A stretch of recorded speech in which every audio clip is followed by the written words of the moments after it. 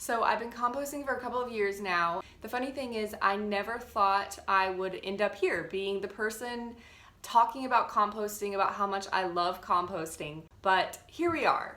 So it was back 4 or 5 years ago and I had really gotten into organic eating, and my parents got me a compost bucket for Christmas, and I was so excited about this composter. And in that moment I realized, wow, this is it. I am this person. So I'm definitely not a composting expert, but I have been doing it for a while and I have come up with like a little bit of a process that works for me so that I can fit it into my life and not spend too much time or energy on it.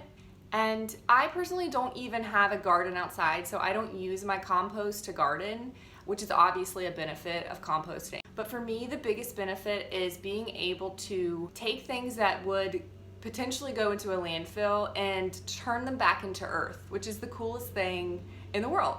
So that's why I compost. It honestly brings me so much joy, which may sound crazy, but it really does. I am just gonna show you quickly how I do it. It works for me and maybe it'll work for you too. So in my kitchen, I keep this little container on the counter, and that's where I put everything I'm gonna compost. I compost paper towels after I've used them, of course, and I like to put a used paper towel in the bottom of the bin before I put anything else. It kind of just helps keep it clean a little bit. And of course, any scraps from fruits and veggies. Whenever I'm prepping veggies, I just keep all the scraps in a bowl to the side, and then once everything's done, I can just toss it in my bucket. I add anything from the floor that I sweep up. As long as it's not plastic or anything, it can go right in there.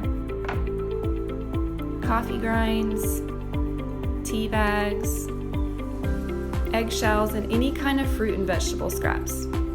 If you cut big things down, they'll compost faster. You can even add hair from your hairbrush into your compost. When my bucket's full, I take it outside to the backyard where I keep my big compost bucket.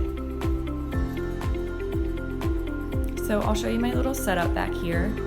I have a bucket and then a box of dry leaves, because you really need some yard waste to add to your food scraps to get your compost really going. You can also add grass clippings or shredded paper or cardboard if you don't have dry leaves.